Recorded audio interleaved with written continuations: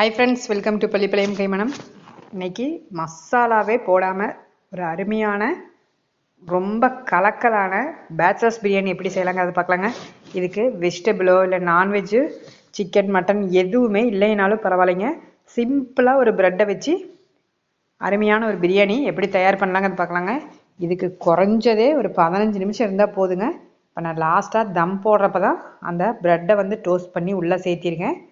அதுக்கப்புறமா தம் போட்டு அப்படியே சுட சுட அந்த ப்ரெட்டோடு எடுத்து சாப்பிட்டு பாருங்கள், அவ்வளோ சூப்பராக இருக்கும். இது நான் கொஞ்சம் பெரிய சைஸாக போட்டிருக்கேன். நீங்கள் அவங்கவுங்க தகுந்த மாதிரி கட் பண்ணி நம்ம டோஸ்ட் பண்ணி எடுத்துக்கலாங்க. நல்லா பாருங்கள், கொஞ்சம் கூட அடியே பிடிக்காது.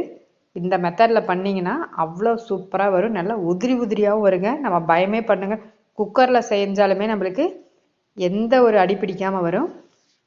பாருங்கள், சுட சுட சர்வ் பண்ணுறேன். இன்றைக்கி நான் எடுத்துருக்கிறது பாஸ்மதி ரைஸ் தான். நல்லா நீளமாக இருக்கும், ரொம்பவுமே சூப்பராக இருக்கும். இது வந்து நம்ம சீரக சம்பா இதில் மட்டும் நம்ம செய்யலாங்க. சூப்பராக வந்திருக்குது. இந்த பிரியாணிக்காக நான் ப்ரெட்டு மட்டும் எடுத்திருக்கேன். இப்போ ப்ரெட்டை வந்து நான் டோஸ்ட் பண்ணிக்கிறேன்.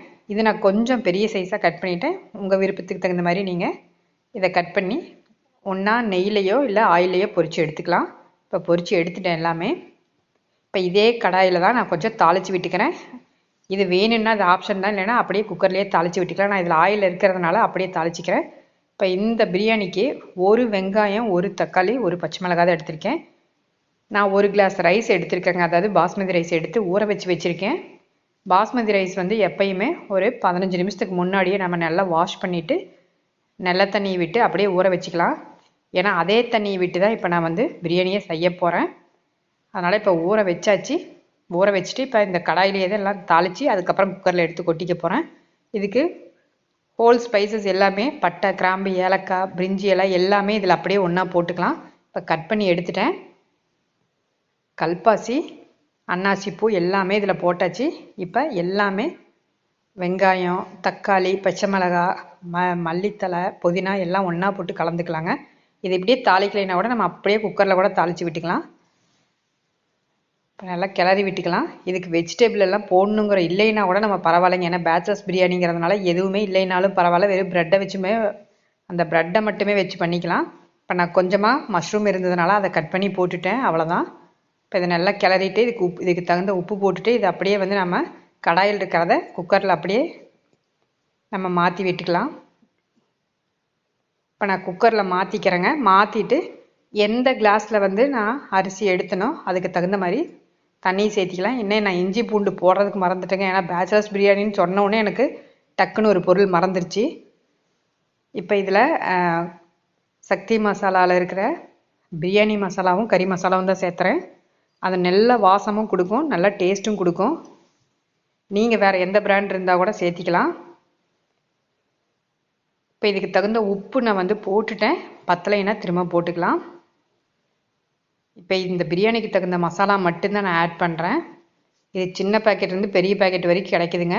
இப்போ நான் அரிசி ஊற வச்ச தண்ணியவே நான் எடுத்துக்கிறேன். இந்த கிளாஸில் ஊற வச்சுருக்கேன், அதே கிளாஸில் தண்ணி ஒரு கிளாஸ் எடுத்தோம்னா பாஸ்மதி ரைஸாக இருந்தாலுமே 1க்கு 2 கரெக்டாக இருக்குங்க. நம்ம அந்த தம் வச்சு வேகிறப்ப அருமையாக வரும், கொஞ்சம் கூட அடி பிடிக்காது.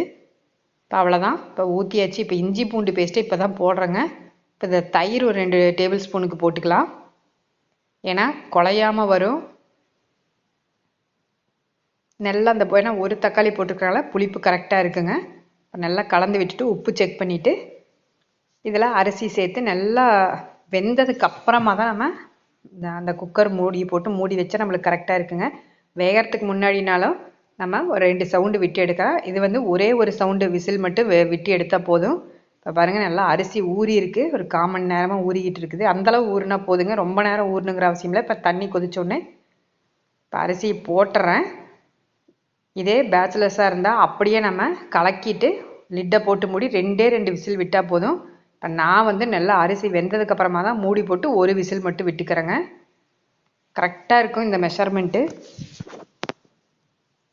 நம்ம வேறு எந்த ஒரு மசாலா பொருளும் போடணுங்கிற அவசியம் இல்லைங்க. மிளகாத்தூளோ இல்லை வேறு எதுவுமே நம்ம போடணுங்கிற அவசியம் இல்லை. பாருங்கள், நல்லா வெந்துக்கிட்டு இருக்குது. இப்போ கலந்து விட்டுட்டு நம்ம அப்படியே விட்டுட்டோம்னா நல்லா வெந்து அந்த அரிசிக்கும் தண்ணிக்கும் கரெக்டாக வர்றப்ப இருக்கிற புதினா தழை மல்லித்தழை எல்லாமே ஒன்றா சேர்த்திக்கலாம். இந்த டைமில் லெமன் வேணுன்னா கூட பிழிஞ்சு விட்டுக்கலாங்க. நான் வந்து தயிர் விட்டதுனால லெமன் விடலை. இப்போ அவ்வளோதான், நல்லா கலந்துக்கிறேன். கலந்துட்டு பாருங்கள் நல்லா வெந்துருச்சு. இதை வந்து அப்படியே தம் போட்டுடலாம். தம் போட்டு முடிச்சதுக்கப்புறமா தான் இது நல்லா வெந்துடணும். அதுக்கப்புறமா அடுப்பை சிம் பண்ணிட்டேன். இப்போயே நம்ம ப்ரெட்டை போட்டோம்னா ப்ரெட்டு நல்லா குலைவாயிரும்.